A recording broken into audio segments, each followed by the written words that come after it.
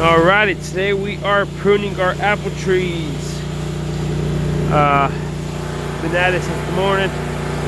Got about 25-30 trees done today.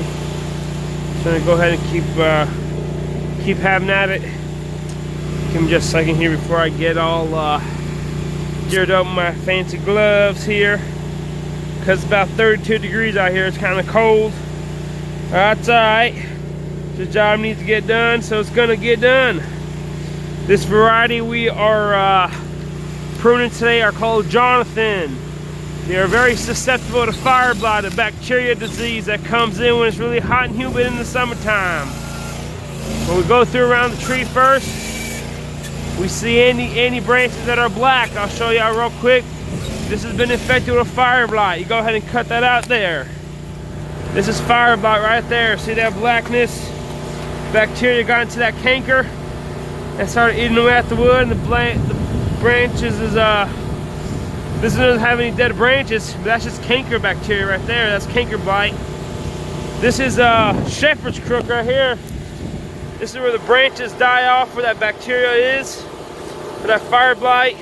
That's why you gotta put a serious strong copper fungicide there in the springtime. This whole branch is dead right here. So I'm gonna go ahead and cut that out. See, that fire blight. Go through, cut the fire blight out first, and then we will prune the tree how we need it. So this is fire blight infected right there. I'm gonna go ahead and spray some copper on that this spring, get it all cleared up, and get them back, them cankers all disinfected. And so since we're already on this side of the tree, go ahead and cut everything that's growing in the middle of the tree there. Up on the other side here, chop that out. Perfect. These were once trained to a central leader. Then whenever we bought out the orchard, my parents bought the orchard back in 2013. We kind of tried to train them to an open center. We got this fancy machine here that helps us out. An open center tree. Try to adjust the size real good on them, but kind of rough. Now these are Jonathans, like I mentioned, and then that cankers from that fire blight right there. Fire blight disease right there. I'm gonna go ahead and take all that out. Real bad. See, we got some dead fruit there from last year. Gonna go ahead and clean out the tree. Pruning.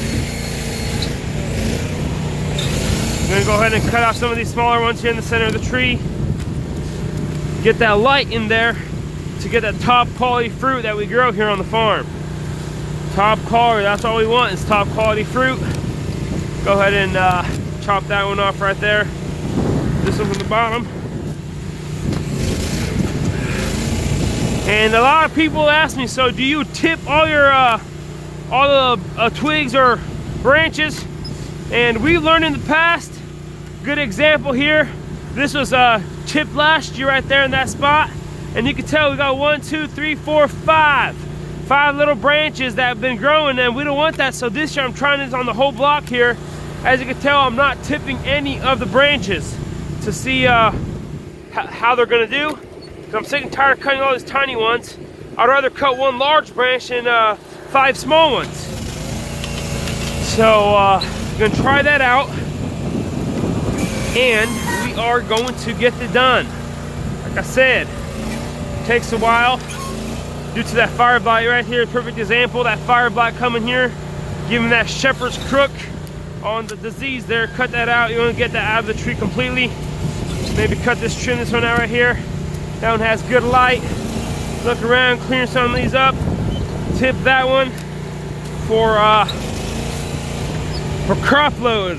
The reason we prune is to adjust crop load. Number one, get that bud count down so you don't have to do as much chemical thinning in the springtime.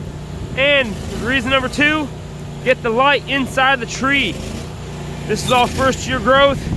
As you can tell, these are all pruned perfectly last year, and in 1 year with good fertilization, they've grown like another, well, kind of hard to tell how much they've grown, but they do grow like crazy. Gonna thin some of these out right here. Get plenty of that light in the summertime whenever these are all leafed out. Get these out of the tree. Alrighty. Using these fancy loppers, let's cut them out here. Like I said, everybody prunes differently. We go to a conference up North Missouri every year. I was talking to another grower. He prunes completely different than us. We figured out what works for us, and that's what we keep doing. And then I like to get the center of the tree, since we are pruning to open center here. Get all this growth out. See some San Jose scale there. They're going to get problem fixed with this next spring. Some of this stuff right here. Cut that out. Maybe go ahead and cut this sucker out right there. Perfect. Get that tree opened up. And we don't want to cut too much out of the tree, since these are very susceptible to fire blight, bacteria disease. We don't want them to get the fire blight too bad. Well, this tree isn't too bad here with the fire blight. We have some trees up this row a little that have been pretty destroyed with fire blight. Then if you get fire blight, you don't get a good crop, and with that a good crop, then you have a bad year. With a bad year, you can almost go bankrupt. Nobody wants to do that, so we only want to grow top quality apples here on the farm. So I'm gonna go ahead and chop some of this one right here, take that one out, maybe this one right here. People call it an art. I just say good experience. A well-experienced person right here will do a good job pruning. This is it's all dead here. This is fire blight. Chop that out. Cut them out. Nobody likes fire blight in a tree. And there is resistant varieties. Like Liberty is one of them, resistant to fire blight. Pretty sure Pink Lady is as well. We're gonna go ahead and plant some more of those trees coming on here this spring, but we got these. Johnathan's just hands down, in my opinion, the best apple to make a good old apple cider. That's why we keep growing it. And a lot of the commercial farmers have stopped growing it because they don't want to do as much chemical spraying anymore. And that streptomycin we use as an antibiotic, it sure costs a lot of money per pound. So a lot of farmers have stopped using it. They've been going to resistant varieties, and we're slowly moving to using resistant varieties, because better for the environment if you don't do as much spraying. Even though the sprays don't really affect human health, it's good for the environment. We all want to live here as long as we can. So I'm gonna go ahead and open some of these trees up. See right here, that Fire Blight canker, huge one right there. I'm gonna go ahead and cut that one out right there. Done. Might leave some of those. Got to get that dormant oil on these this spring. So that's pretty much it of this pruning this tree. I could clean it up a little more, but we'll leave it for some other variety, because this is very susceptible to fire blight, and we don't want them to get that fire blight too bad. So there it is, one prune tree here at Garner's Orchard. We got a whole row done today, so that's pretty much it. We don't do too much. Like I've been repeating, all depends on the variety of which one you do prune and you don't prune. These 4 rows here, these are the Jonathans, and we got some Galas. The Galas are susceptible, but they're not as bad. They're a sweeter apple. They're more, they're early apple, and they don't get as much fire blight into them. They do get some, but not as much as these Jonathans here. These Jonathans are terrible. I mean, the fire blight on this variety. And these are on M7 rootstock, so semi-dwarf tree. Done pretty good.